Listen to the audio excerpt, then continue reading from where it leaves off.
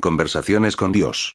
Libro 1. Para Ann M. Walsh, quien no solo me enseñó que Dios existe, sino que abrió mi mente a la maravillosa verdad de que Dios es mi mejor amigo, y que fue mucho más que una madre para mí, mas dio a luz en mí a un anhelo y un amor hacia Dios, y todo lo que es bueno. Mamá fue mi primer encuentro con un ángel. Y para Alex M. Walsh, quien me dijo muchas veces a lo largo de mi vida, eso está chupado, no aceptes un no, por respuesta. Crea tu propia suerte. Y la esperanza es lo último que se pierde. Papá fue mi primera experiencia de audacia. Contraportada. No se trata de un libro escrito por mí, sino que me ha ocurrido a mí. Neil Donald Walsh había llegado al límite de su resistencia.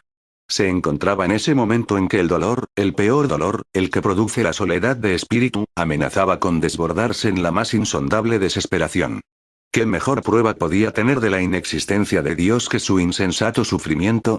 Aun si existiera y fuese Dios de bondad, no podría, en su soledad, reclamarle como interlocutor. Este último gesto de esperanza obró el milagro. A partir de esta crítica experiencia vital, Conversaciones con Dios es la transcripción del más infrecuente, aunque quizá debiera considerarse el más necesario, de los diálogos. A través de ellos se revela un Dios tolerante, tan conocedor de los fuertes anclajes morales de la mayoría de los seres humanos como del intenso arraigo de sus carencias. Y por ello, más interesado en proponer a sus criaturas una actitud que en exigirles un código rígido y pormenorizado de normas. Un Dios, pues, humano, en la medida que los hombres están hechos a imagen y semejanza de él. Sencilla, clara y sobre todo muy esperanzadora. Conversaciones con Dios es una obra que tiene vocación de dejar huella, de ayudar a los seres humanos a ver sus relaciones con la divinidad desde otra perspectiva, de permitirles ser mejores sin por ello deshumanizarse con un exceso de exigencias. Introducción. Está usted a punto de vivir una extraordinaria experiencia. Está a punto de mantener una conversación con Dios. Sí, lo sé, eso no es posible. Probablemente piense, o le han enseñado, que eso no es posible. Ciertamente, se puede hablar a Dios, pero no con Dios. Es decir, Dios no va a contestar, ¿no es eso? Al menos no en la forma de una conversación normal y corriente. Lo mismo pensaba yo. Pero luego me ocurrió este libro. Y lo digo literalmente. No se trata de un libro escrito por mí, sino que me ha ocurrido a mí. Y cuando lo lea, le ocurrirá a usted, ya que todos alcanzamos la verdad para la que estamos preparados. Probablemente, mi vida sería mucho más fácil si hubiera mantenido silencio acerca de todo esto. Pero esa no fue la razón de que me ocurriera.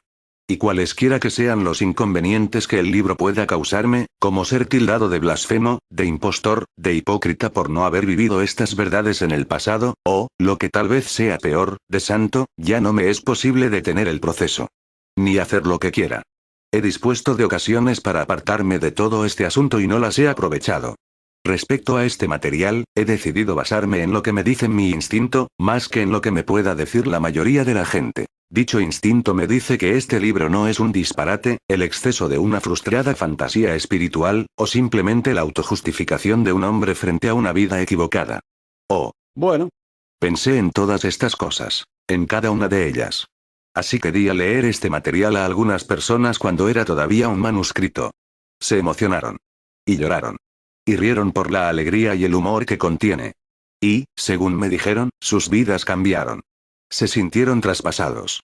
Se sintieron poderosos. Muchos dijeron que se sintieron transformados. Fue entonces cuando supe que este libro era para todo el mundo, y que debía publicarse, porque es un don maravilloso para todos aquellos que realmente quieren respuestas y a quienes realmente les preocupan las preguntas. Para todos aquellos que han emprendido la búsqueda de la verdad con corazón sincero, alma anhelante y espíritu franco.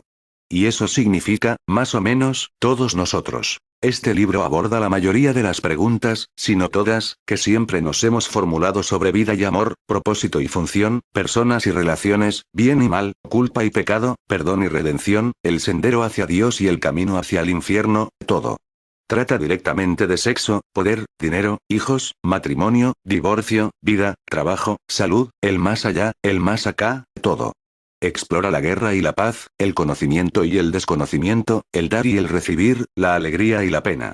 Examina lo concreto y lo abstracto, lo visible y lo invisible, la verdad y la mentira. Se podría decir que este libro es la última palabra de Dios sobre las cosas, aunque a algunas personas esto les puede resultar algo difícil. Especialmente si piensan que Dios dejó de hablar hace 2000 años. O que, si Dios ha seguido comunicándose, lo ha hecho únicamente con santos, curanderas o alguien que haya estado meditando durante 30 años. O, bien durante 20, o, por poner un mínimo decente, durante 10, ninguna de estas categorías me incluye. Lo cierto es que Dios habla a todo el mundo. Al bueno y al malo. Al santo y al canalla. Y, sin duda, a todos nosotros. Usted mismo, por ejemplo. Dios se ha acercado a usted muchas veces en su vida, y esta es una de ellas.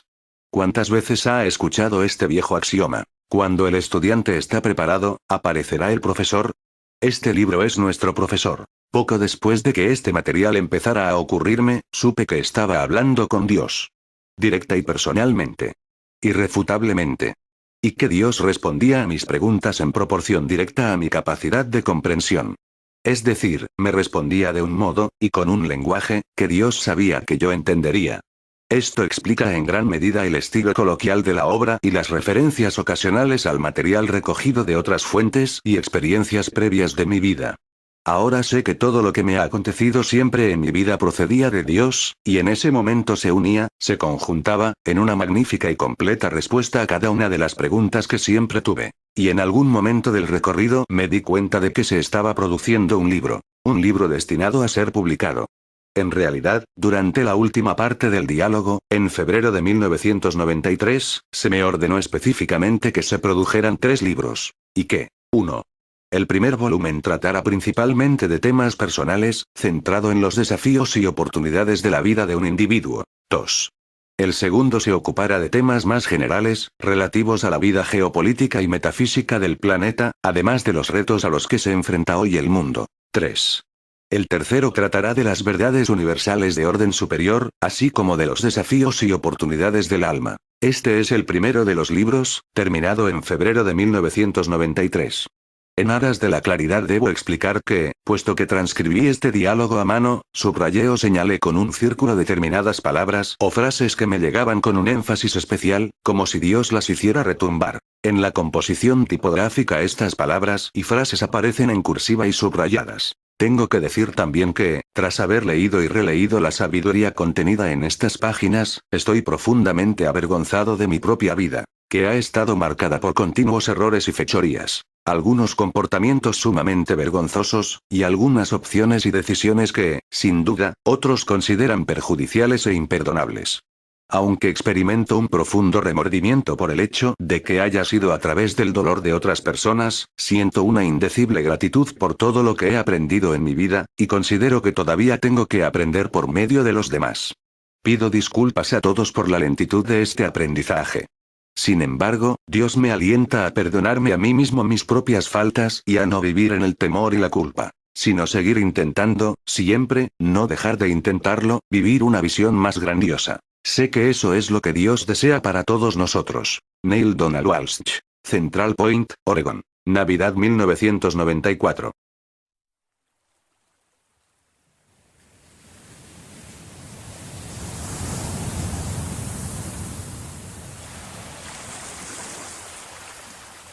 Capítulo 1. Del libro 1. Conversaciones con Dios. En la primavera de 1992. Recuerdo que fue por Pascua. Un fenómeno extraordinario ocurrió en mi vida. Dios empezó a hablar con usted.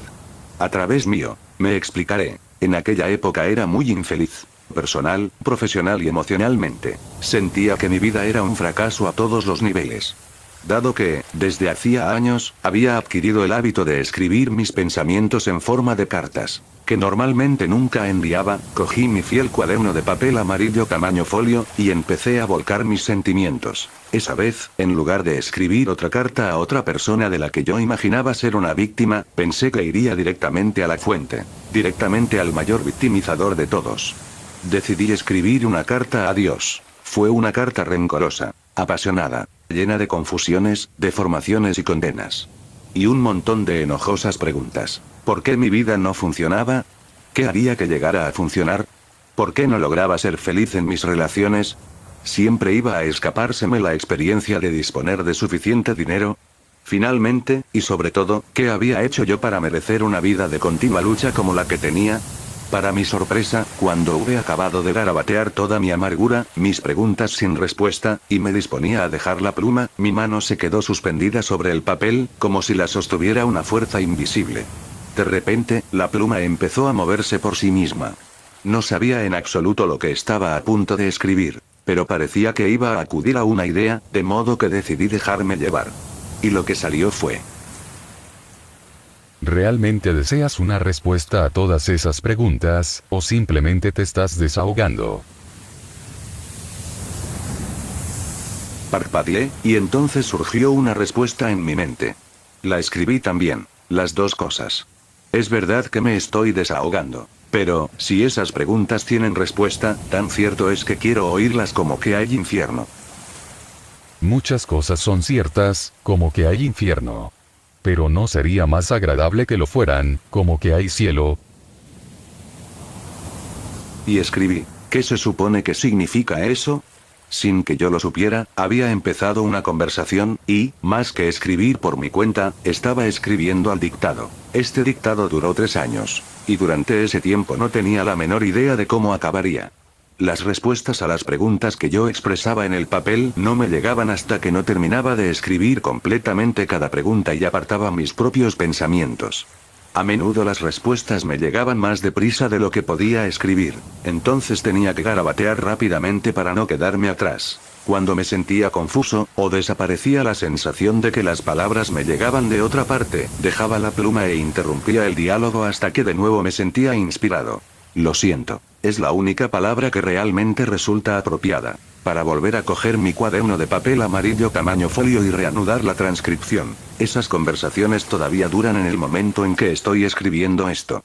Y la mayor parte se encuentra en las siguientes páginas, las cuales contienen un asombroso diálogo que al principio no podía creer, que luego supuse que me resultaría personalmente valioso, pero que ahora comprendo que estaba destinado a otras personas y no solo a mí.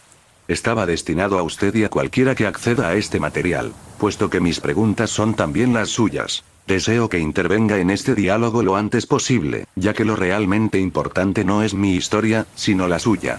Es la historia de su vida la que aquí se presenta. Y si este material es importante, lo es para su experiencia personal. De lo contrario no estaría usted aquí, con él en las manos, en este momento. Así pues, vamos a iniciar el diálogo con una pregunta que me había estado formulando durante mucho tiempo. ¿Cómo habla Dios, y a quién? Cuando lo planteé, he aquí la respuesta que obtuve. Hablo a todo el mundo. Constantemente. La cuestión no es a quién hablo, sino quién me escucha.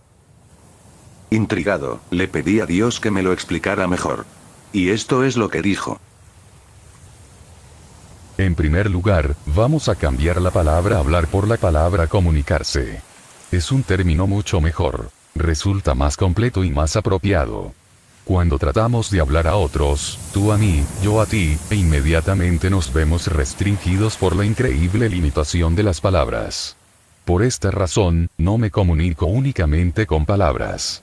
En realidad, rara vez lo hago. Mi modo usual de comunicarme es por medio del sentimiento. El sentimiento es el lenguaje del alma. Si quieres saber hasta qué punto algo es cierto para ti, presta atención a lo que sientes al respecto. A veces los sentimientos son difíciles de descubrir, y con frecuencia aún más difíciles de reconocer. Sin embargo, en tus más profundos sentimientos se oculta tu más alta verdad. El truco está en llegar a dichos sentimientos. Te mostraré cómo. De nuevo. Si tú quieres. Le dije a Dios que sí quería, pero que en ese momento deseaba aún más una respuesta completa y detallada a mi primera pregunta. He aquí lo que Dios me dijo. También me comunico con el pensamiento. El pensamiento y los sentimientos no son lo mismo, aunque pueden darse al mismo tiempo. Al comunicarme con el pensamiento, a menudo utilizo imágenes.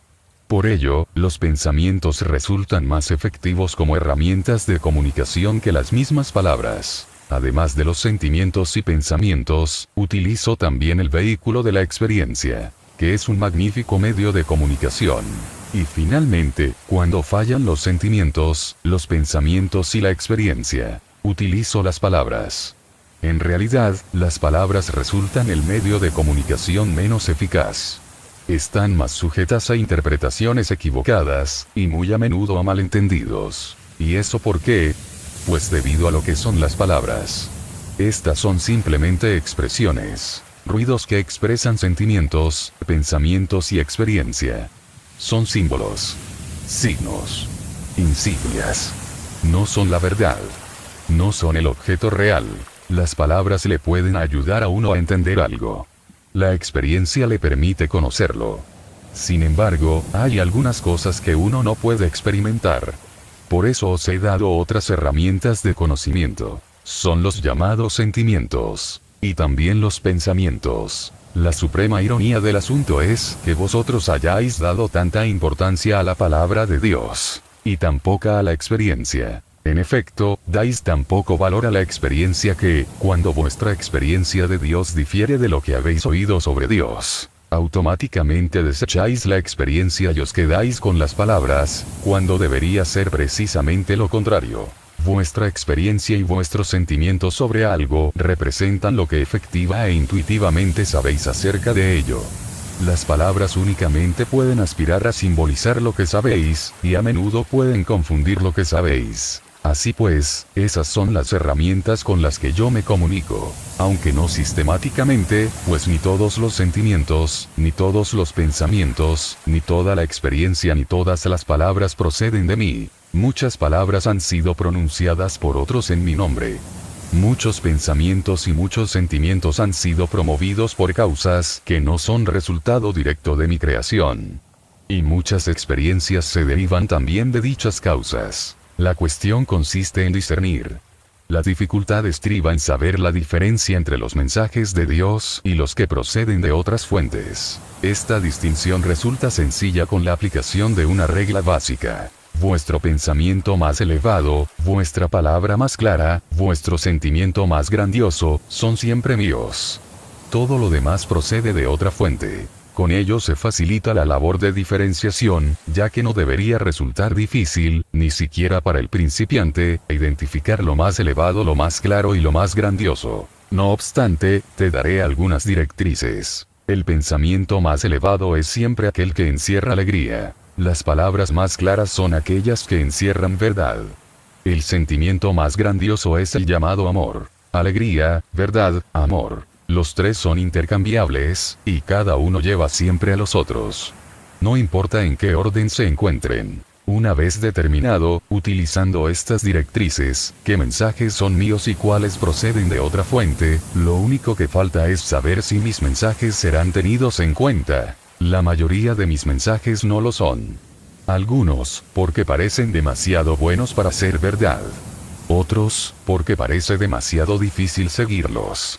Muchos, debido simplemente a que se entienden mal. La mayoría, porque no se reciben. Mi mensajero más potente es la experiencia, e incluso a esta la ignoráis. Especialmente a esta la ignoráis. Vuestro mundo no se hallaría en el estado en que se encuentra si simplemente hubierais escuchado a vuestra experiencia. El resultado de que no escuchéis a vuestra experiencia es que seguís reviviéndola una y otra vez. Puesto que mi propósito no puede verse frustrado, ni mi voluntad ignorada. Tenéis que recibir el mensaje. Antes, o después. Sin embargo, no os forzaré. Nunca os coaccionaré. Ya que os he dado el libre albedrío, la facultad de hacer lo que queráis, y nunca jamás os lo quitaré. Así pues, seguiré enviándoos los mismos mensajes una y otra vez, a lo largo de milenios y a cualquier rincón del universo en el que habitéis. Seguiré enviando infinitamente mis mensajes, hasta que los hayáis recibido y los hayáis escuchado con atención, haciéndolos vuestros. Mis mensajes pueden venir bajo un centenar de formas, en miles de momentos, durante 1.000.000 de años. No podéis pasarlos por alto si realmente escucháis. No podéis ignorarlos una vez los hayáis oído verdaderamente. De este modo nuestra comunicación empezará en serio. Ya que en el pasado únicamente me habéis hablado, me habéis rezado, habéis intercedido ante mí, me habéis suplicado. Pero ahora puedo responderos, siquiera sea como lo estoy haciendo en este momento. ¿Cómo puedo saber que esta comunicación procede de Dios? ¿Cómo sé que no se trata de mi propia imaginación? ¿Qué diferencia habría? ¿No ves que puedo utilizar tu imaginación con la misma facilidad que cualquier otro medio? Te traeré los pensamientos, palabras o sentimientos exactamente apropiados. Y en un determinado momento, precisamente cuando me venga bien para mi propósito, utilizaré alguna sentencia, o varias. Sabrás que esas palabras proceden de mí, porque tú, espontáneamente, no has hablado nunca con tanta claridad. Si hubieras hablado ya con claridad de tales asuntos, no te preguntarías acerca de ellos. ¿Con quién se comunica Dios? ¿Se trata de personas especiales? ¿En momentos especiales? Todo el mundo es especial, y todos los momentos son buenos. No hay ninguna persona que sea más especial que otra, ni ningún momento que sea más especial que otro. Mucha gente decide creer que Dios se comunica de maneras especiales y únicamente con personas especiales. Esto libera a las masas de la responsabilidad de escuchar mi mensaje, y aún más de aceptarlo, esa es otra cuestión, y les permite quedarse con lo que dicen otros. No tenéis que escucharme, puesto que ya habéis decidido que otros me han oído acerca de todos los asuntos. Y tenéis que oírles a ellos. Al escuchar lo que otras personas piensan que me han oído decir, vosotros no tenéis que pensar en absoluto. Esta es la razón principal de que la mayoría de la gente eluda mis mensajes a nivel personal.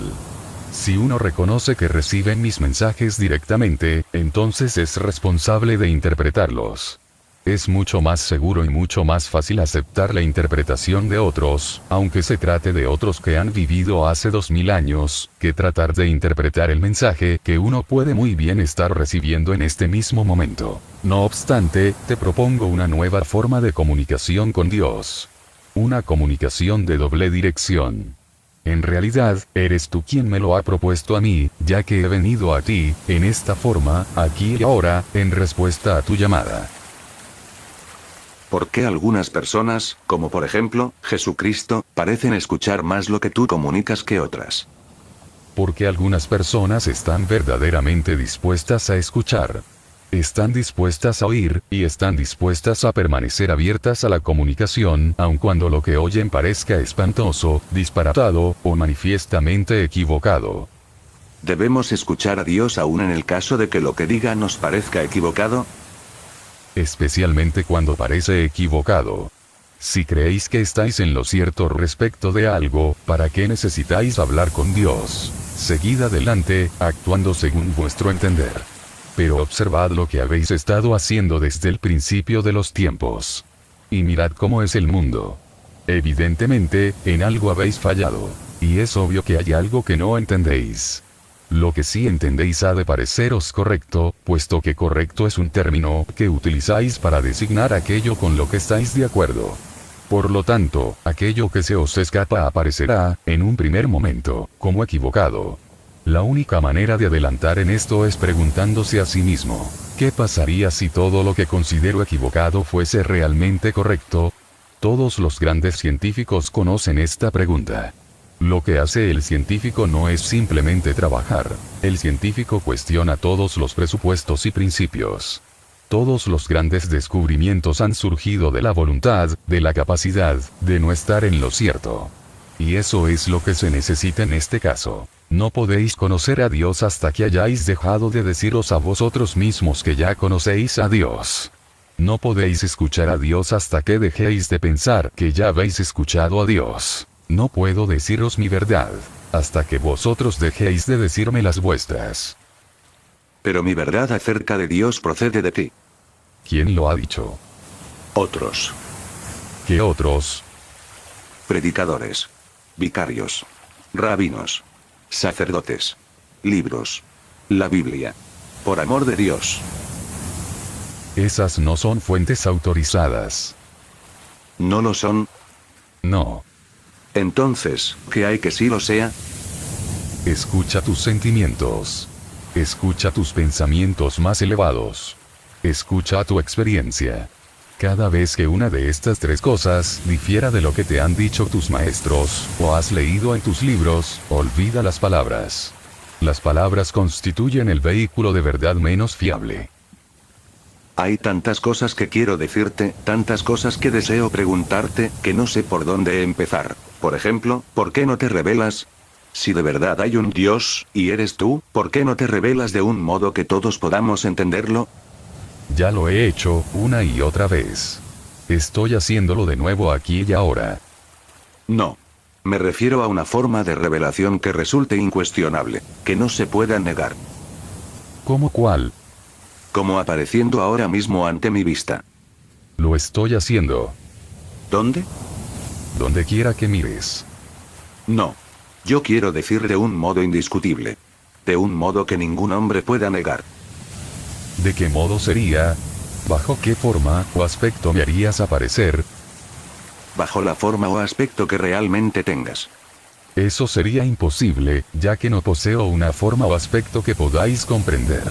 Puedo adoptar una forma o aspecto que podáis comprender, pero entonces todos supondrían que lo que han visto es la sola y única forma y aspecto de Dios, en lugar de una forma y aspecto de Dios, una entre muchas. La gente cree que yo soy como me ven, en lugar de como no me ven. Pero yo soy el gran invisible, no lo que me hago ser a mí mismo en un momento determinado. En cierto sentido, yo soy lo que no soy. Y es de este no ser de donde vengo, y a donde siempre retorno. Pero cuando vengo de una u otra forma determinada, una forma bajo la que creo que la gente puede comprenderme, entonces la gente me atribuye esa forma para siempre jamás. Y si viniera bajo cualquier otra forma, ante cualesquiera otras personas, los primeros dirían que no habría aparecido ante los segundos, ya que no me habría mostrado a los segundos igual que a los primeros, ni les habría dicho las mismas cosas. De modo que, ¿cómo iba a ser yo? Como puedes ver, no importa bajo qué forma o de qué manera me revele. Cualquiera que sea la manera que elija o la forma que adopte, ninguna de ellas resultará incuestionable. Pero si tú hicieras algo que evidenciara la verdad de quién eres más allá de cualquier duda o interrogante, habría todavía quienes dijeran que es cosa del diablo, o simplemente de la imaginación de alguien. O de cualquier causa distinta de mí. Si me revelara como Dios Todopoderoso, Rey de los cielos y la tierra, y moviera montañas para demostrarlo, habría quienes dirían, debe de ser cosa de Satanás. Y eso sucedería, puesto que Dios no se revela a sí mismo por o a través de la observación externa, sino de la experiencia interna. Y cuando la experiencia interna ha revelado al propio Dios, la observación externa resulta innecesaria. Y cuando la observación externa es necesaria, entonces no resulta posible la experiencia interna. Así pues, si se pide la revelación, entonces no puede darse. Puesto que el acto de pedir constituye una afirmación de que aquella falta, de que no se está revelando nada de Dios. Esta afirmación produce la experiencia, ya que vuestro pensamiento sobre algo es creador, y vuestra palabra es productora, y vuestro pensamiento y vuestra palabra juntos resultan magníficamente eficaces en tanto dan origen a vuestra realidad. Por lo tanto, experimentaréis que Dios no se ha revelado, ya que, si lo hubiera hecho, no se lo pediríais. ¿significa eso que no puedo pedir nada que desee? ¿Me estás diciendo que rezar por algo en realidad aleja ese algo de nosotros? Esta es una pregunta que ha sido respondida a través de los siglos, y que ha sido respondida cada vez que se ha formulado. Pero no habéis escuchado la respuesta, o no queréis creerla. Responderé de nuevo, con palabras de hoy, en un lenguaje actual, de la siguiente manera: no tendréis lo que pedís, ni podéis tener nada de lo que queráis. Y ello porque vuestra propia petición es una afirmación de vuestra carencia. Y al decir que queréis una cosa únicamente sirve para producir esa experiencia concreta, la carencia, en vuestra realidad. Por lo tanto, la oración correcta no es nunca de súplica, sino de gratitud. Cuando dais gracias a Dios por adelantado por aquello que habéis decidido experimentar en vuestra realidad, estáis efectivamente reconociendo que eso está ahí, en efecto. La gratitud es, pues, la más poderosa afirmación dirigida a Dios. Una afirmación a la que yo habré contestado incluso antes de que me la formuléis. Así pues, no supliquéis nunca. Antes bien, agradeced. ¿Pero qué ocurre si yo agradezco algo a Dios por adelantado, y luego eso no aparece nunca? Eso podría llevar al desencanto y a la amargura.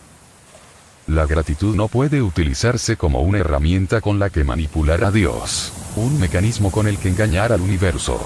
No podéis mentiros a vosotros mismos. Vuestra mente sabe la verdad de vuestros pensamientos.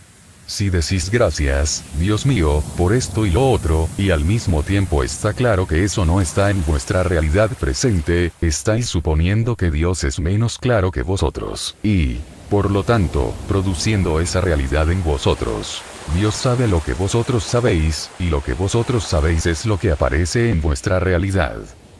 Pero entonces, ¿cómo puedo estar realmente agradecido por algo, si sé que eso no está presente? Fe. Si tienes aunque solo sea la fe equivalente a un grano de mostaza, moverás montañas. Sabrás que eso está presente porque yo digo que está presente, porque yo digo que, incluso antes de que me preguntes, habré respondido, porque yo digo, y os lo he dicho de todas las maneras concebibles, a través de cualquier maestro que me puedas mencionar, que, sea lo que queráis, si lo queréis en mi nombre, así será.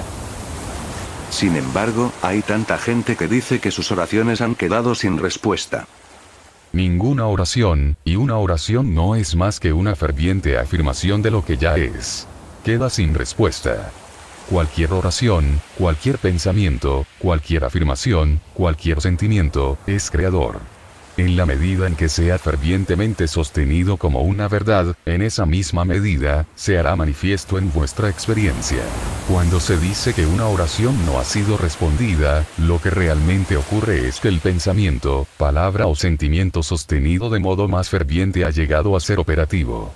Pero lo que has de saber, y ese es el secreto, es que detrás del pensamiento se halla siempre otro pensamiento, el que podríamos llamar pensamiento promotor, que es el que controla el pensamiento. Por lo tanto, si rogáis y suplicáis, parece que existe una posibilidad mucho menor de que experimentéis lo que pensáis que habéis decidido, puesto que el pensamiento promotor que se halla detrás de cada súplica es el de que en ese momento no tenéis lo que deseáis. Ese pensamiento promotor se convierte en vuestra realidad. El único pensamiento promotor que puede ignorar este pensamiento es uno fundado en la fe en que Dios concederá cualquier cosa que se le pida, sin falta. Algunas personas poseen este tipo de fe, pero muy pocas. El proceso de la oración resulta mucho más fácil cuando, en lugar de creer que Dios siempre dirá sí a cada petición, se comprende intuitivamente que la propia petición no es necesaria. Entonces la oración se convierte en una plegaria de acción de gracias. No es en absoluto una petición, sino una afirmación de gratitud por lo que ya es. Cuando dices que una oración es una afirmación de lo que ya es, ¿estás diciendo que Dios no hace nada, que todo lo que ocurre después de una oración es un resultado de la acción de rezar? Si crees que Dios es un ser omnipotente que escucha todas las oraciones, y responde sí a unas, no a otras, y ya veremos al resto, estás equivocado. ¿Por qué regla de 3 decidiría Dios? Si crees que Dios es quien crea y decide todo lo que afecta a vuestra vida, estás equivocado. Dios es el observador, no el creador. Y Dios está dispuesto a ayudaros a vivir vuestra vida, pero no de la manera que supondríais. La función de Dios no es crear, o dejar de crear, las circunstancias o condiciones de vuestra vida. Dios os ha creado a vosotros, a imagen y semejanza suya. Vosotros habéis creado el resto, por medio del poder que Dios os ha dado. Dios creó el proceso de la vida, y la propia vida tal como la conocéis.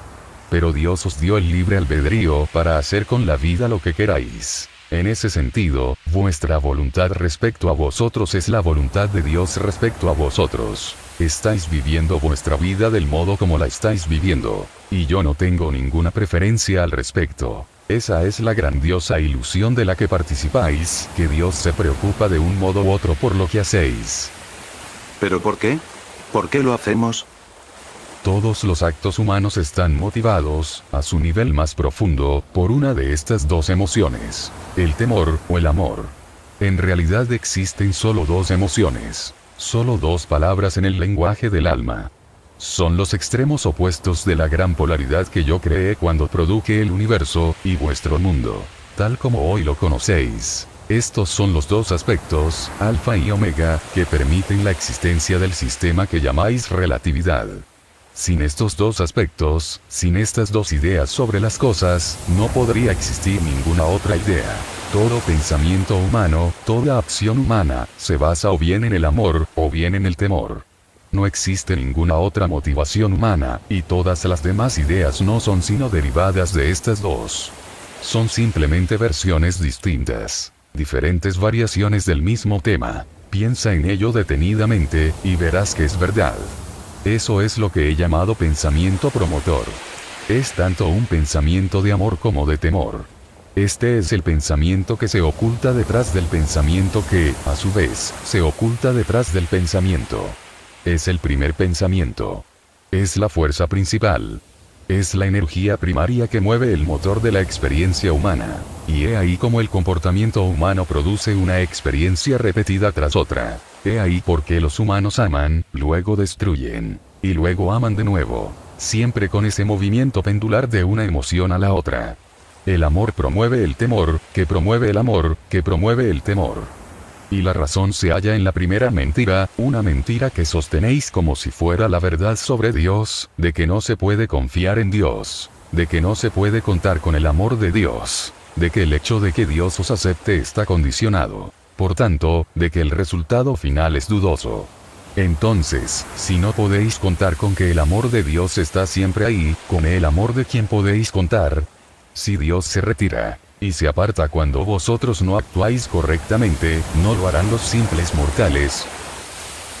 Y así es como en el momento en que prometéis vuestro más elevado amor, abrís la puerta a vuestro mayor temor. Y ello, porque lo primero que os preocupa después de decir te amo es si vais a escuchar lo mismo. Y si lo escucháis, entonces empezáis inmediatamente a preocuparos por la posibilidad de perder ese amor que acabáis de encontrar.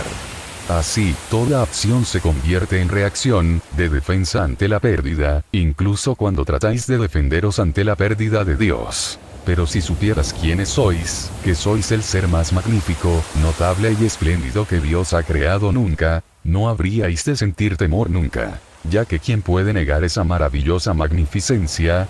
Ni siquiera Dios podría criticar a un ser así. Pero no sabéis quiénes sois, y pensáis que sois mucho menos. ¿De dónde habéis sacado la idea de que sois cualquier cosa menos magníficos? De las únicas personas cuya palabra aceptaríais plenamente. De vuestra madre y vuestro padre. Estas son las personas que más os aman.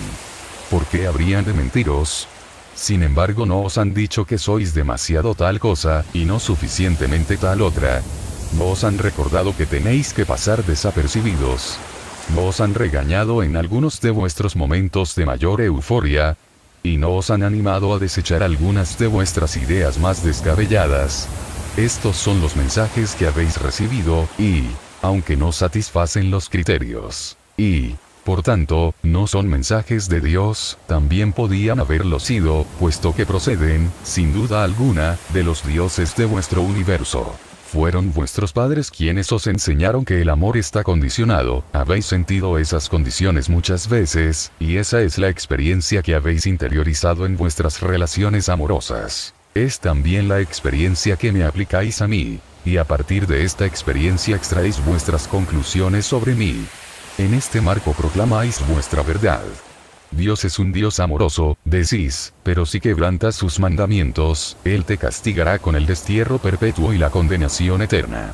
¿Acaso no habéis experimentado el destierro de vuestros propios padres? ¿No conocéis el dolor de su condenación? ¿Cómo, entonces, podríais imaginar que iba a ser distinto conmigo? Habéis olvidado que era ser amado sin condiciones. ¿No recordáis la experiencia del amor de Dios? Y así, tratáis de imaginar cómo debe de ser el amor de Dios, basándoos en cómo veis que es el amor del mundo. Habéis proyectado en Dios el papel de padre, y, en consecuencia, habéis salido con un Dios que juzga, y premia o castiga, en base a lo buenos que crea que habéis sido hasta ese momento. Pero esta es una visión simplista de Dios, basada en vuestra mitología. No tiene nada que ver con quién soy yo. Así pues, habiendo creado todo un sistema de pensamiento acerca de Dios basado en la experiencia humana más que en las verdades espirituales, después creasteis toda una realidad en torno al amor. Se trata de una realidad basada en el temor, arraigada en la idea de un Dios terrible y vengativo. Ese pensamiento promotor es erróneo, pero rechazarlo supondría desbaratar toda vuestra teología. y aunque la nueva teología que podría reemplazarla sería realmente vuestra salvación, no podéis aceptarla, puesto que la idea de un Dios al que no haya que temer, que no va a juzgar, y que no tiene ningún motivo para castigar, resulta sencillamente demasiado magnífica para incluirla, ni siquiera en vuestra más grandiosa noción de quién y qué es Dios. Esta realidad del amor basada en el temor domina vuestra experiencia de aquel. Más aún, en realidad la crea, ya que no solo hace que consideréis que recibís un amor condicionado, sino también que penséis que lo das del mismo modo. E incluso mientras negociáis y establecéis vuestras condiciones, una parte de vosotros sabe que eso no es realmente el amor. Aún así, parecéis incapaces de cambiar la manera de dispensarlo. Os decís a vosotros mismos que habéis aprendido la manera difícil, y que os condenéis si os hacéis de nuevo vulnerables. Pero lo cierto es que deberíais decir que os condenéis si no lo hacéis. Debido a vuestros propios, y equivocados, pensamientos sobre el amor, sí que os condenáis realmente a no experimentarlo nunca en toda su pureza. Del mismo modo, os condenáis a no conocerme nunca como realmente soy. Al menos mientras obréis así, ya que no podéis rechazarme para siempre, y llegará el momento de nuestra reconciliación.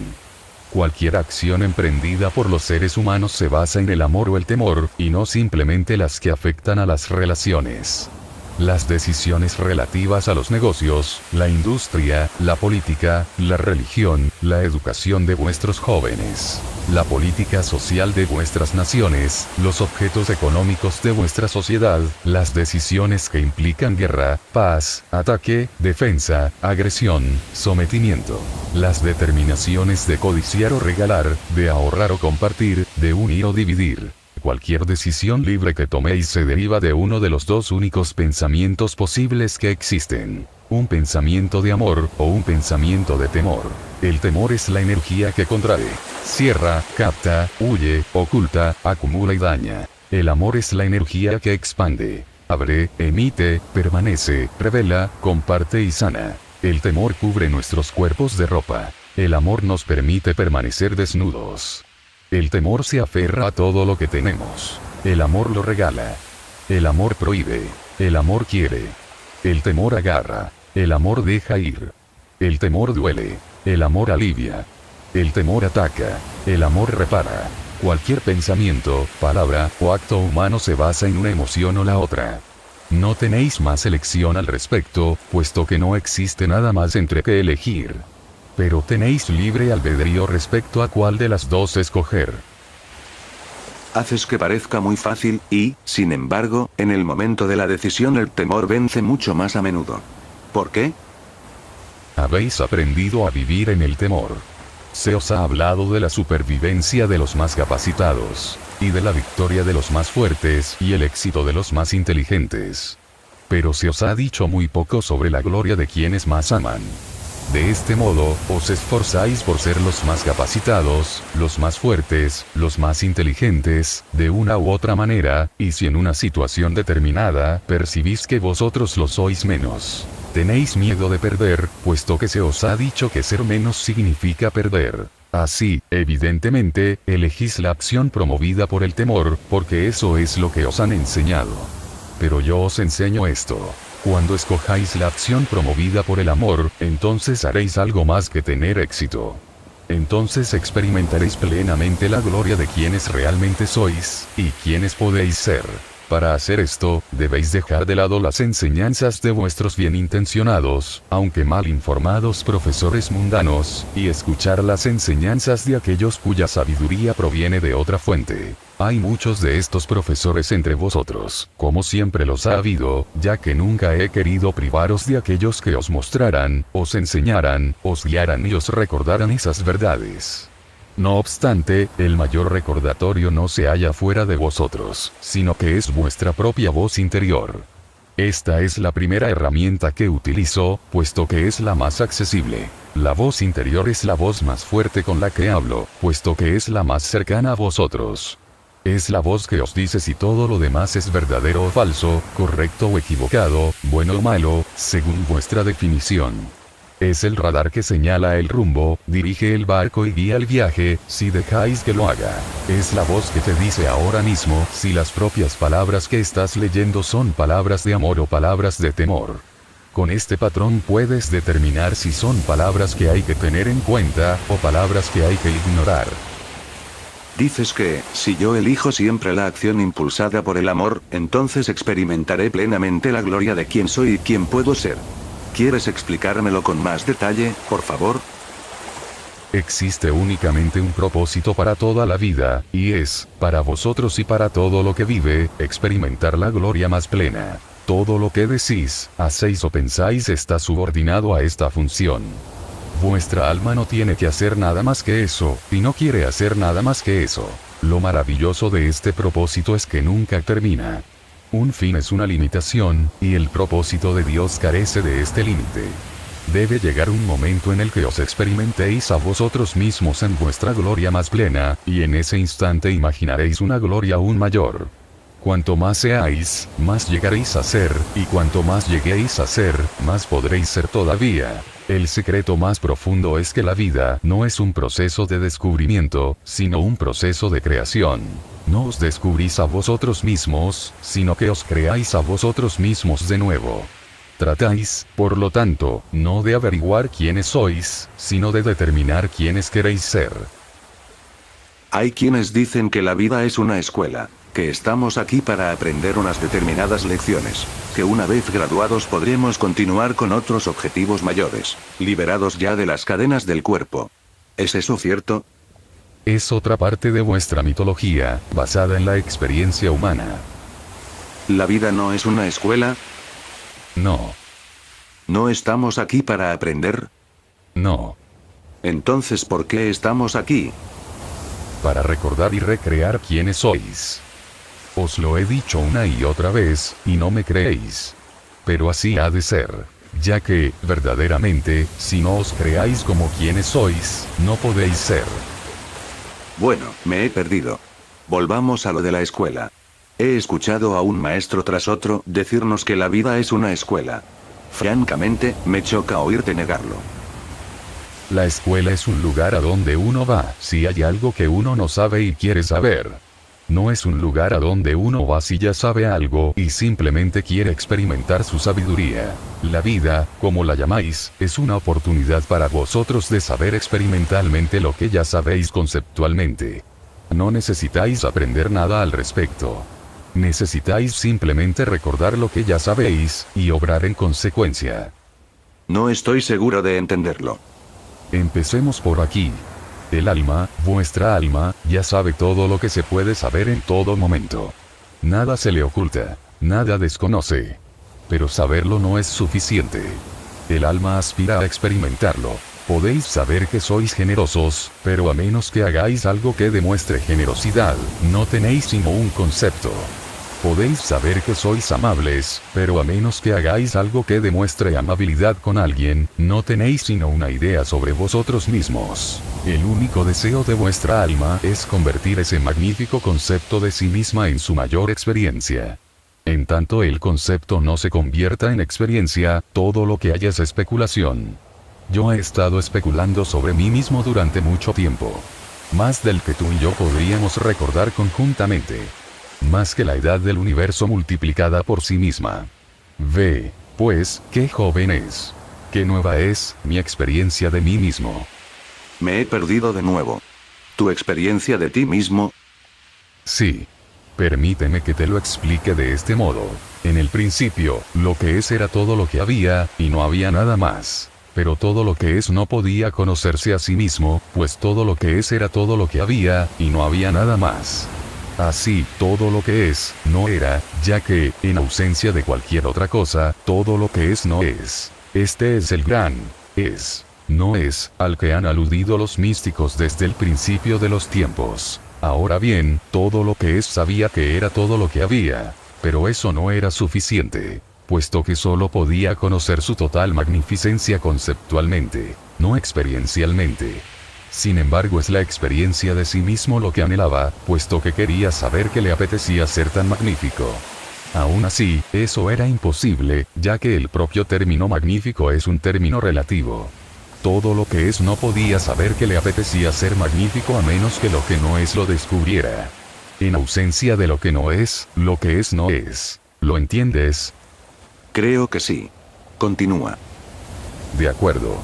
Lo único que todo lo que es, sabía es que no había nada más. Así no podía, ni lograría, nunca conocerse a sí mismo desde un punto de referencia exterior a sí mismo. Dicho punto de referencia no existía. Solo existía un punto de referencia, y era el único lugar interior. Él es, no es. El soy, no soy. Aún así, el todo de todo decidió conocerse experimentalmente. Esta energía, pura, invisible, inaudible, inobservada y, por lo tanto, desconocida por cualquier otra energía, decidió experimentarse a sí misma como la total magnificencia que era.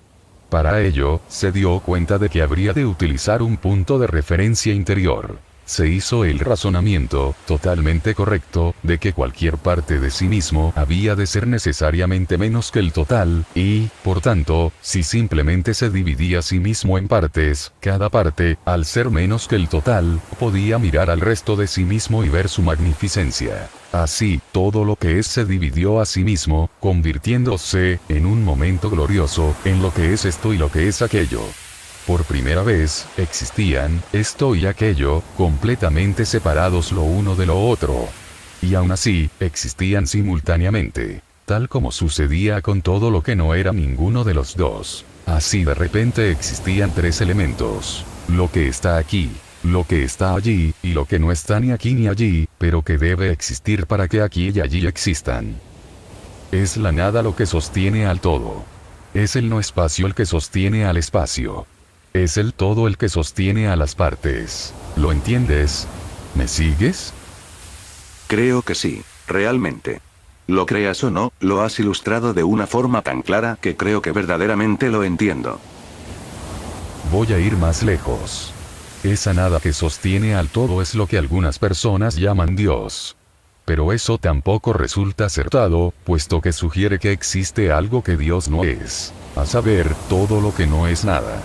Pero yo soy todas las cosas, visibles e invisibles, de modo que esta descripción de mí como el gran invisible, la nada, el no espacio, una definición de Dios esencialmente mística, al modo oriental, no resulta más acertada que la descripción esencialmente práctica, al modo occidental, de Dios como todo lo visible.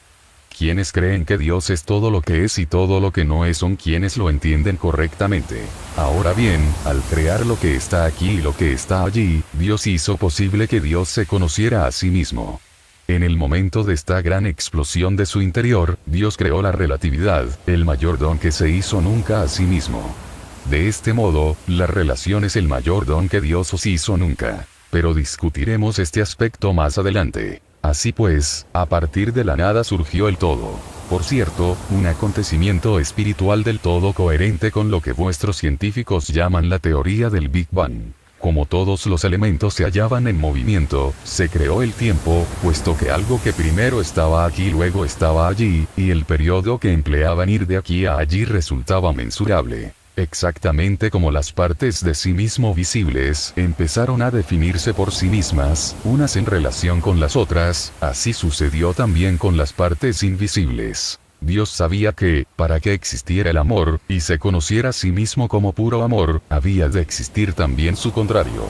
Así, Dios creó voluntariamente la gran polaridad, el opuesto absoluto del amor, todo lo que el amor no es, que ahora llamamos temor. Desde el momento en que existía el temor, el amor podía existir como algo que se podía experimentar. Es a esta creación de dualidad entre el amor y su contrario a la que se refieren los humanos, en sus diversas mitologías, como el nacimiento del diablo, la caída de Adán, la rebelión de Satán, etc. Del mismo modo que habéis decidido personificar el amor puro en el personaje que llamáis Dios, también habéis decidido personificar el temor abyecto en el personaje que llamáis el demonio. En la Tierra, algunos han establecido mitologías algo más elaboradas en torno a este acontecimiento, completadas con argumentos de batallas y guerras, soldados angélicos y guerreros diabólicos, las fuerzas del bien y del mal, de la luz y de la oscuridad.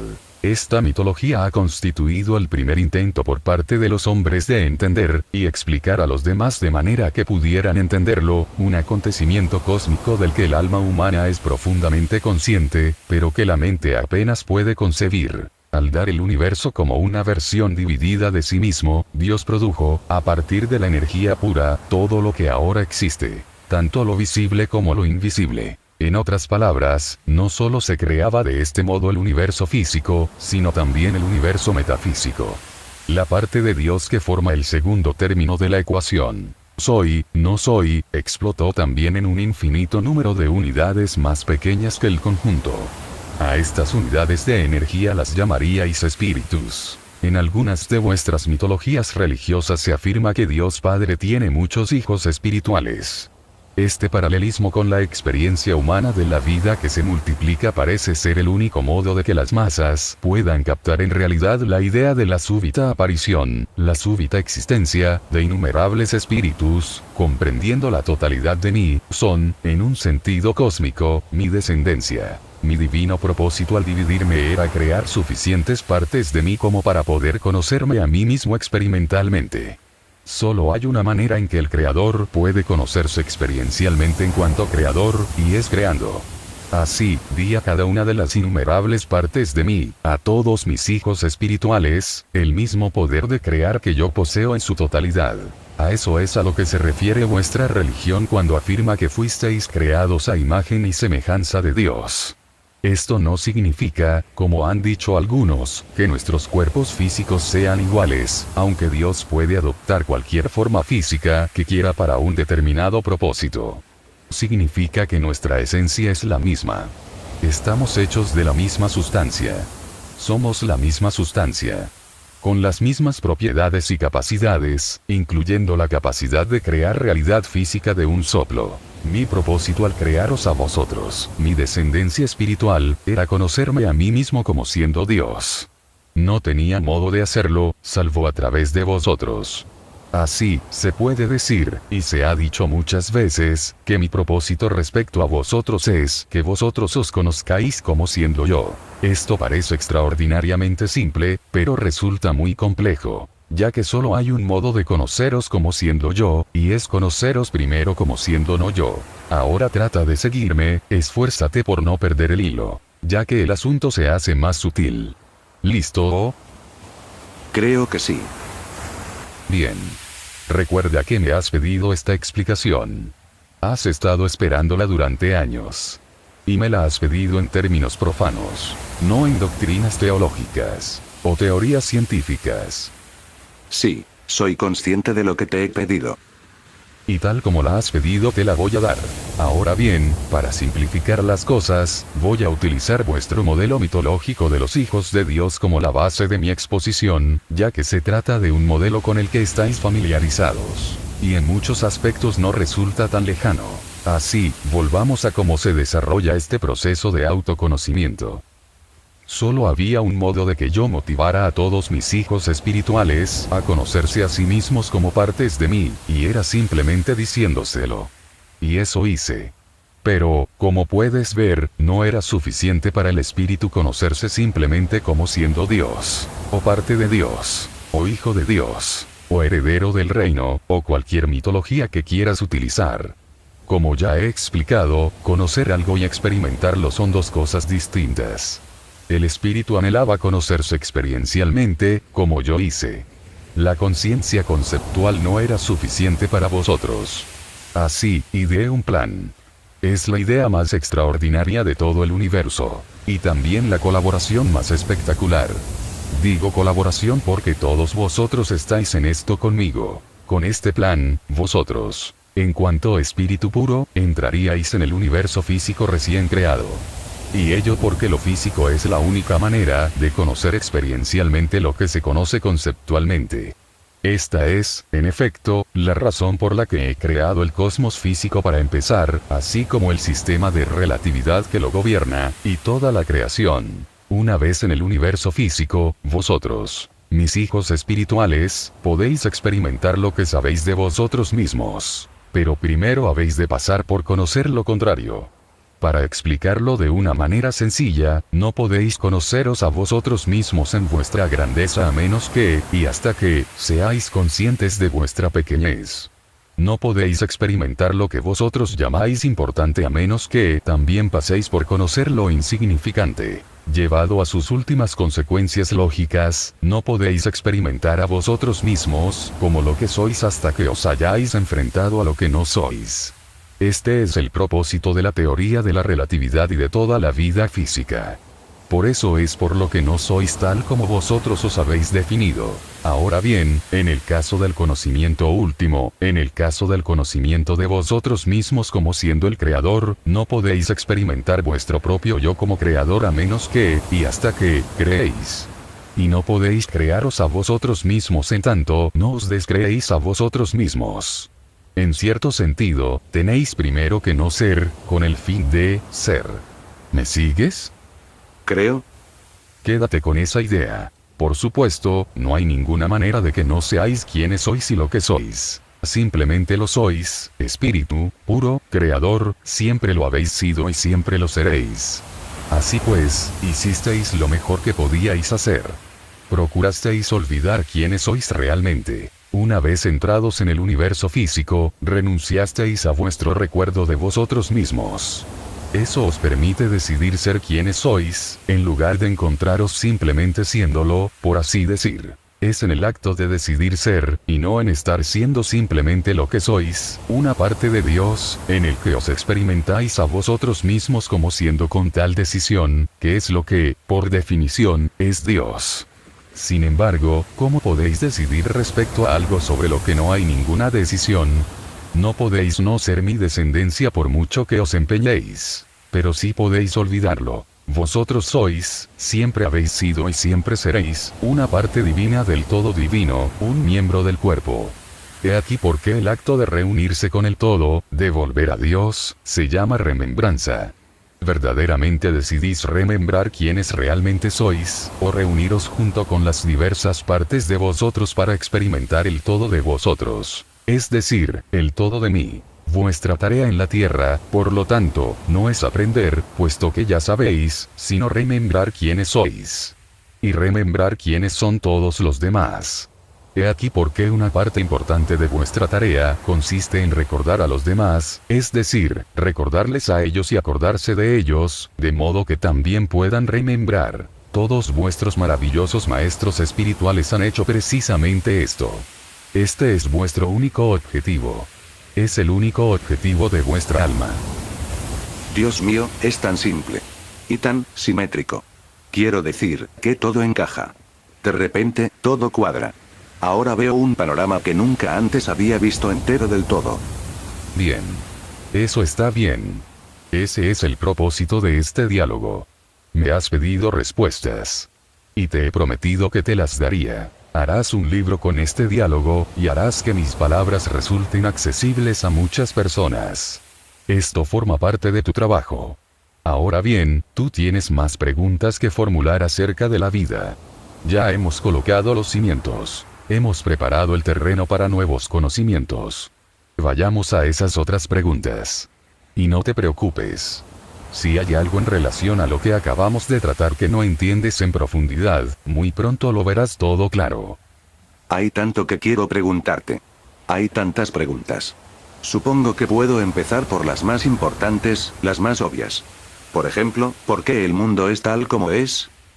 De todas las preguntas que el hombre le ha hecho a Dios, esta es la más frecuente. Desde el principio de los tiempos el hombre se ha formulado esta pregunta. Desde el primer momento habéis querido saberlo. ¿Por qué tiene que ser así? Normalmente, el planteamiento clásico de la cuestión es más o menos este. Si Dios es infinitamente perfecto y nos ama infinitamente, ¿por qué crear el hambre y la peste, la guerra y la enfermedad, los terremotos, los tornados, los huracanes y todo tipo de desastres naturales? ¿Por qué los estados de profunda frustración personal y las calamidades mundiales? La respuesta a esta pregunta reside en el más profundo misterio del universo y el más alto sentido de la vida. Yo no manifiesto mi bondad si solo creo lo que llamáis perfección en torno a vosotros. Yo no demuestro mi amor si no permito que vosotros demostréis el vuestro. Como ya he explicado, no se puede demostrar amor en tanto no se haya demostrado no amor. Una cosa no puede existir sin su contraria, excepto en el mundo de lo absoluto. Sin embargo, la esfera del absoluto no era suficiente ni para vosotros ni para mí. Yo existía allí, en el siempre, y de ahí procedéis también vosotros. En el absoluto no hay experiencia, solo conocimiento. El conocimiento es un estado divino, pero la más grandiosa alegría está en el ser. Ser es algo que se alcanza únicamente por la experiencia. En esto consiste la evolución. Conocimiento, experiencia, ser. Esta es la Santísima Trinidad.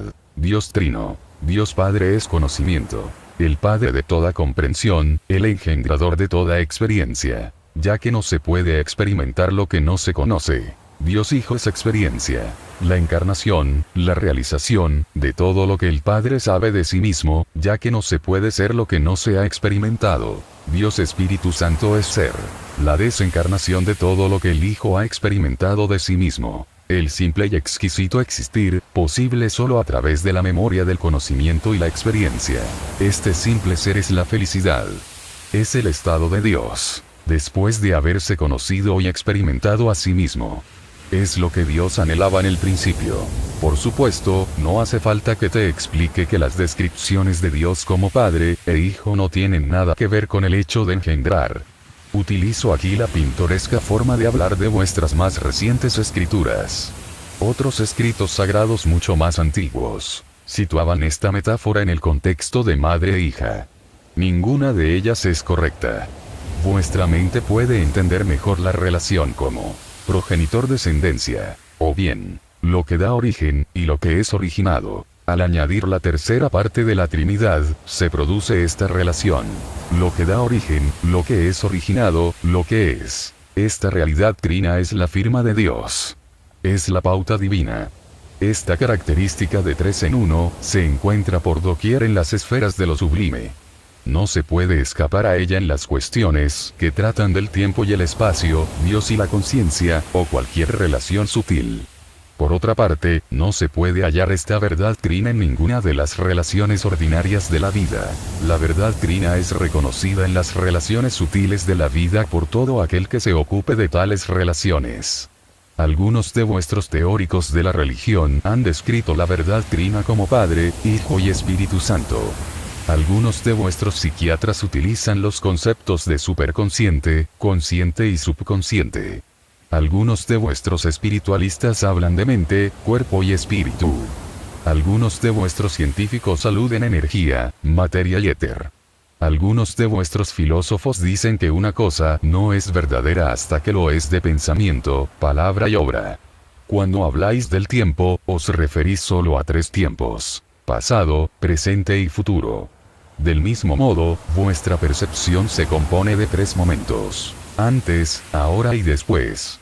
En términos de relaciones espaciales, tanto si consideráis distintos puntos en el universo como si en vuestra propia habitación, reconocéis 3 aspectos: aquí, allí y el espacio intermedio entre ambos. En cuanto a las relaciones ordinarias, no reconocéis ningún intermedio.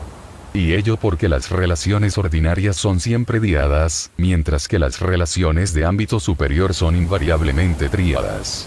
Así tenéis derecha izquierda, arriba abajo, grande pequeño, rápido lento, caliente frío, y la mayor díada jamás creada, macho hembra. En tales díadas no existen intermedios. Cualquier cosa es, o una cosa o la otra, o una versión mayor o menor en relación con una de esas polaridades. En el ámbito de las relaciones ordinarias, no puede existir nada conceptualizado sin que exista la conceptualización de su contrario. La mayor parte de vuestra experiencia cotidiana se basa en esta realidad. En el ámbito de las relaciones sublimes nada de lo que existe tiene su contrario.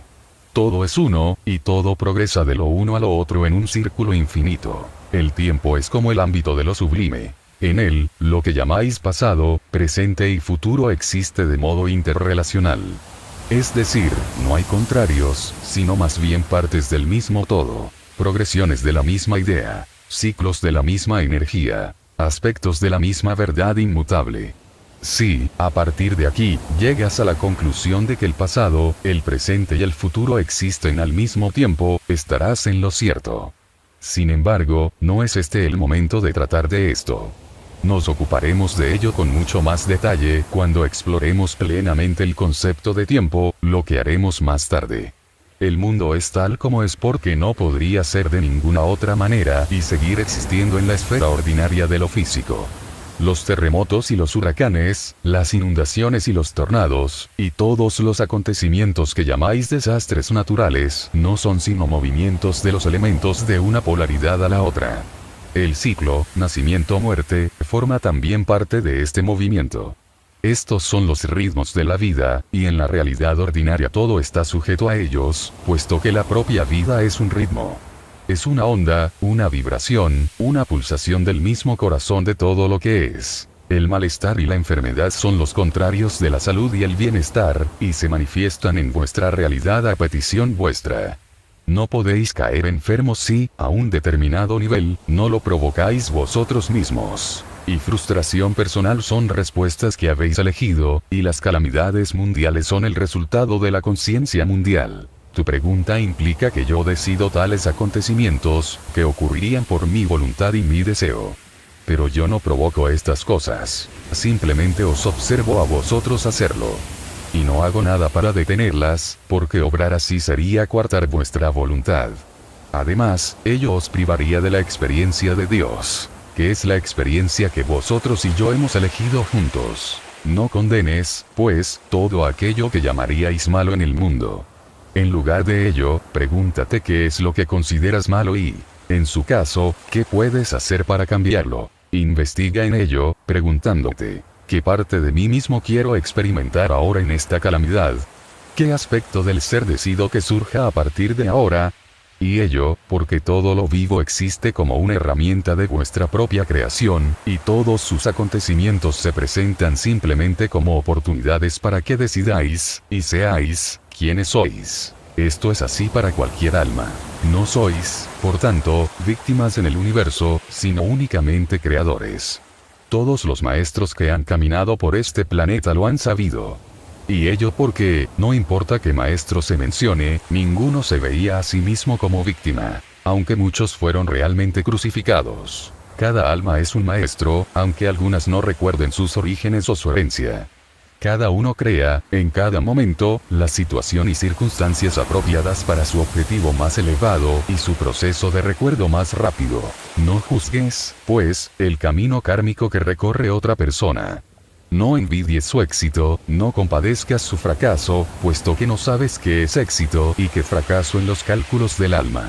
No llames a algo calamidad, ni feliz acontecimiento, hasta que decidas, o compruebes, cómo es utilizado. Ya que, es una calamidad la muerte de uno, si con ello salva las vidas de miles.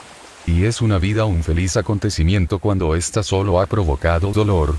Sin embargo, aunque no juzgues, mantén siempre tu propio criterio, y deja que los demás sigan el suyo. Esto no significa que debas ignorar una petición de ayuda, ni la tendencia de tu alma a procurar cambiar una circunstancia o condición determinada. Significa que has de evitar las etiquetas y los juicios hagas lo que hagas. Para cada circunstancia hay un don, y en cada experiencia se oculta un tesoro. Había una vez un alma que sabía que ella era la luz. Era un alma nueva, y, por lo tanto, ansiosa por experimentar.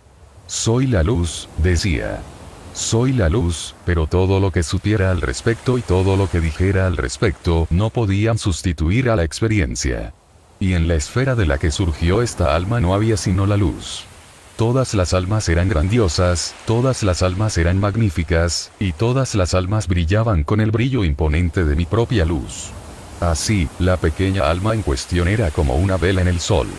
En medio de la más grandiosa luz, de la que formaba parte, no podía verse a sí misma, ni experimentarse a sí misma como quien, y lo que realmente era. Sucedía que esta alma anhelaba una y otra vez conocerse a sí misma. Y tan grande era su anhelo, que un día le dije: ¿sabes, pequeña, qué deberías hacer para satisfacer este anhelo tuyo? Que Dios mío, quiero hacer algo. Me dijo la pequeña alma.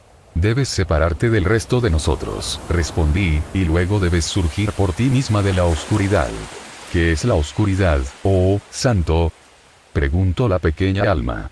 Lo que tú no eres, le respondí, y el alma lo entendió. Y eso hizo el alma, apartándose del todo, e incluso yendo hacia otra esfera. En esta esfera el alma tenía la facultad de incorporar a su experiencia todo género de oscuridad. Y así lo hizo. Pero en medio de toda aquella oscuridad, gritó: Padre, Padre, ¿por qué me has abandonado? Igual que vosotros en vuestros momentos más negros. Pero yo nunca os he abandonado, sino que estoy siempre a vuestra disposición, dispuesto a recordaros quiénes sois realmente. Dispuesto, siempre dispuesto, a recibiros en casa. Así pues, sé la luz en la oscuridad, y no la maldigas. Y no olvides quién eres mientras dura tu rodeo por el camino de lo que no eres. Pero alaba la creación, aunque trates de cambiarla. Y sabe que lo que hagas en los momentos de más dura prueba puede ser tu mayor triunfo, ya que la experiencia que creas es una afirmación de quién eres, y de quién quieres ser. Te he explicado esta historia, la parábola de la pequeña alma y el sol, a fin de que puedas entender mejor por qué el mundo es como es, y cómo puede cambiar en un instante en el momento en que cada uno recuerde la divina verdad de su más alta realidad. Ahora bien, hay quienes dicen que la vida es una escuela, y que todo lo que uno observa y experimenta en su vida es para que aprenda. Ya he hablado de ello antes. Pero nuevamente digo, no habéis venido a esta vida a aprender nada. Solo tenéis que manifestar lo que ya sabéis. Al manifestarlo, lo realizaréis y os crearéis a vosotros mismos de nuevo, a través de vuestra experiencia. Así pues, justificad la vida y dotadla de objetivo. Hacedla sagrada.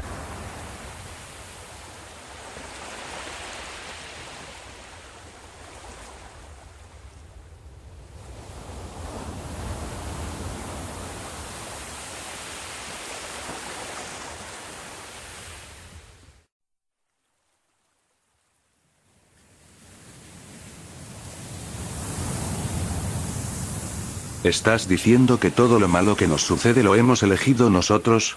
¿Significa eso que incluso las calamidades y los desastres son, a un cierto nivel, creados por nosotros a fin de que podamos experimentar lo contrario de quienes somos? Y, si es así, ¿no hay una manera menos dolorosa para nosotros mismos y para los demás, de crearnos las oportunidades de experimentarnos a nosotros mismos? Me haces varias preguntas, y todas interesantes. Vamos a verlas una por una. No todo lo que os ocurre y que llamáis malo sucede por vuestra propia elección. No en el sentido consciente al que tú aludes. Pero todo ello es vuestra creación. Estáis siempre en proceso de creación. En cada momento. En cada minuto. Cada día. Más tarde nos ocuparemos de cómo podéis crear. Por ahora, simplemente cree lo que te digo. Sois una gran máquina de creación. Y estáis produciendo cada nueva manifestación literalmente a la misma velocidad con la que pensáis. Eventos, sucesos, acontecimientos, condiciones, circunstancias. Todo ello son creaciones de la conciencia. La conciencia individual es bastante poderosa. Puedes imaginar qué género de energía creadora se desata cada vez que dos o más se reúnen en mi nombre. Y la conciencia colectiva. Esta es tan poderosa que puede crear acontecimientos y circunstancias de importancia mundial y consecuencias planetarias. No sería correcto decir, al menos no en el sentido que tú le das, que elegís dichas consecuencias. No las elegís más de lo que pueda elegirlo yo. Como yo, las observáis. Y decidís quiénes sois en función de ellas. Sin embargo, no hay víctimas en el mundo, ni malvados. Ni tampoco sois víctimas de las decisiones de los demás. En un determinado nivel, habéis creado todo aquello que decís que aborrecéis. Y, al haberlo creado, lo habéis elegido. Se trata de un nivel avanzado de pensamiento. Un nivel al que, antes o después, acceden todos los maestros, ya que solo cuando son capaces de aceptar la responsabilidad de todo, pueden adquirir la capacidad de cambiar una parte. En la medida en que alberguéis la noción de que hay algo, o alguien ajeno que os hace algo, a vosotros, perderéis la capacidad de actuar por vosotros mismos. Solo cuando digáis yo hago esto, podréis hallar la fuerza necesaria para cambiarlo. Es mucho más fácil cambiar lo que se hace uno mismo que cambiar lo que hace otro. El primer paso a la hora de cambiar algo es saber y aceptar que habéis elegido que eso sea lo que es. Si no podéis aceptar esto a un nivel personal, aceptadlo mediante la interpretación de que nosotros somos uno. Tratad, pues, de crear un cambio no porque algo sea malo, sino porque ha dejado de constituir una adecuada afirmación de quiénes sois. Solo hay una razón para hacer algo. Que eso sea una afirmación ante el universo de quiénes sois. Tomada en este sentido, la vida se convierte en autocreadora. Utilizáis la vida para crearos a vosotros mismos como siendo quienes sois, y quienes siempre habéis querido ser. Hay también una sola razón para dejar de hacer algo. Que eso haya dejado de ser una afirmación de quienes queréis ser. Que ya no sea vuestro reflejo. Que ya no os represente, es decir, que ya no os represente. Si queréis ser adecuadamente representados, debéis procurar cambiar cualquier aspecto de vuestra vida que no encaje en el retrato de vosotros mismos que deseáis proyectar en la eternidad. En el más amplio sentido, todo lo malo que sucede es por vuestra elección. El error no está en elegirlo, sino en calificarlo de malo. Al calificarlo así, os calificáis de malos a vosotros mismos, ya que se trata de una creación vuestra. No podéis aceptar esta etiqueta, no tanto porque os calificáis de malos, como porque negáis vuestras propias creaciones. Esta es la falta de honradez intelectual y espiritual que os permite aceptar un mundo cuyas condiciones son como son. Si aceptarais, e incluso percibierais, con un profundo sentimiento interior, vuestra responsabilidad personal respecto al mundo, este sería un lugar muy diferente. Esto, desde luego, sería así si todo el mundo se sintiera responsable.